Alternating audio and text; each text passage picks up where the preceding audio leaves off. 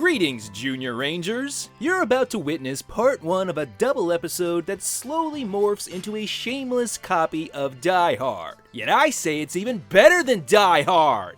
Why would I say such a ridiculous thing? Does Die Hard have a jetpack? I rest my case.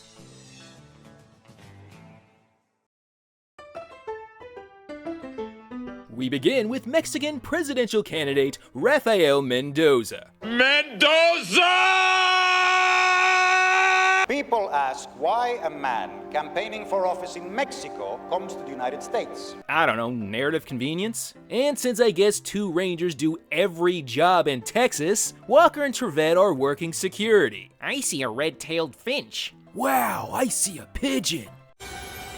Gee, wonder who our villain's gonna be. You know, if you ranked every style of facial hair according to trustworthiness, the pencil-thin mustache would come in second to last. So I guess Walker's spider sense starts tingling, because throughout this episode, Walker suddenly has extrasensory perception. Squish. But since Mendoza won't get his ass off the stage, Walker's just, fuck it, I'll shoot him myself. So Walker's hot on the trail of the shooter, which is himself, and narrowly avoids a teeny tiny explosion while our baddie gets away in a teeny tiny truck. And they make zero effort to chase after him. So long, Officer Squishy. So later, while browsing Tinder, they find their man, and Walker is in love. The eyes, Trevette. I'll never forget them. Meet Philippe Broussard, aka Le Chameleon, which means he owns a bunch of cheap wigs and cheesy mustaches. So later, in the endless Dodge Ram commercial that is Walker's life, Walker and Mendoza's chief security officer Jesse Rodriguez, wait, shouldn't that be pronounced Hesse? Whatever. Walker and Hesse chase down one of Broussard's accomplices, and oh my god, it's Ted Turner out for revenge! I can't shoot! I'm in love! How could he pull this off? He couldn't have known we would be here. Yeah, it's called bad writing, dude. Meanwhile, CD's all excited because he's about to be honored with a big award for Bartender of the Year or some shit. And nobody gives a rat's ass. Well, you better find some rat's ass to give, because by pure coincidence, Mendoza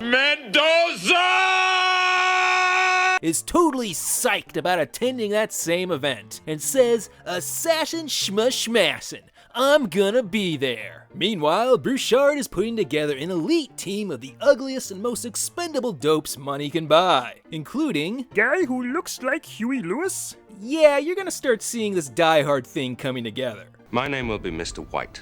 Each of you is assigned a name in his package. Mr. Green, Mr. Brown, Mr. Blue. Did I say Die Hard? Well, first they rip off Reservoir Dogs. So, based purely on a hunch that Broussard likes really good wine, I don't know, because he's French, Walker tracks down the hotel where he's staying. I'm going to be a master of disguise. I'm going to be a master of disguise. Oh, he's so elusive! By the way, this is supposed to be the fanciest hotel in Dallas. Okay, this doesn't need to be that hard. Just look for the guy in the obvious wig. But unfortunately, this is one crowded-ass hotel lobby. But Walker's spidey sense kicks in again, and seriously, what is this supposed to be? They keep acting like Walker has psychic powers. Oh, Broussard, I could go insane with you running around my brain. But instead of just walking in the other direction, Broussard thinks it's smarter to try to stab Walker. He knocked my head off! Now I got it back again! And as usual, Walker immediately gives up on the chase. Hey, I'm in this episode! Well, turns out the Rangers have been taken off security for the big obvious act of terrorism to come by some dickweed in the State Department named Tekler. And to this guy, nothing is sacred. Can't do that, Tekler. Fire code requires that all exits be kept open. Well, looks like we found our Lieutenant Robinson. You're an idiot, Tekler. Oh, sick burn, bro! Ah, this Die Hard's coming together nicely. We got this, and that part, and that's practically a duplicate shot, and for some reason Broussard has Velcro on his face. And what gets me is that no one bothered to warn CD about any of this. And then, for some goddamn reason, this starts happening. Mr. Ross Perot, is in deep booty, so you gotta lift the hood to fix the engine. Please tell me they shoot this guy first. Meanwhile, Walker and Trevette got nothing to do but sit at home and watch the tube. TV party tonight! TV party tonight! Wait. You're telling me these are all the same guy? The dude must be a shapeshifter! I think he's the most dangerous man I've ever known. Walker, you fool! Just admit you're in love with him! Run to him, Walker! Run and proclaim your love! He's here tonight, Bill Clinton. I got the job, now what do I do? Then, thank God, How funny do you think this is? Broussard shows up in his Canadian tuxedo to play the part of a Waffle House Hans Gruber. For the crimes committed by the Nakatomi Corporation. Meanwhile, Tekler's dumbass somehow manages to get locked out of the building. So I guess now Broussard doesn't want to kill Mendoza. He's taking hostages to get a drug lord released from prison. It doesn't make sense. I don't know, it's a Die Hard. We're doing a Die Hard. He's Hans, he's Lieutenant Robinson, Alex is gonna be Holly, Trevette's gonna play Sergeant Powell. We all know how this is gonna go. So Walker needs a way to get inside that building. But luckily, he just happens to know some random old dude with a freaking jetpack. The show just pulls this out of its ass. And Chuck, you've never looked more dignified.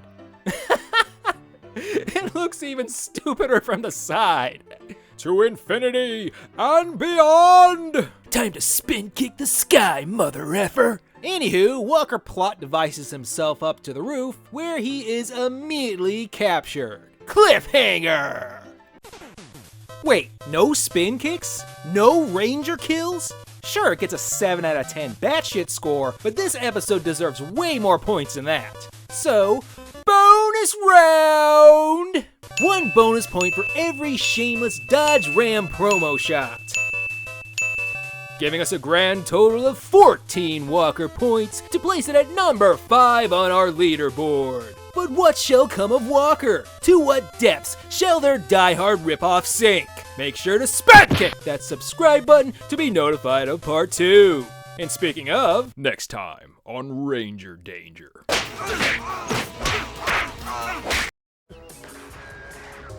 Guess he's a felonious monk. Oh, man.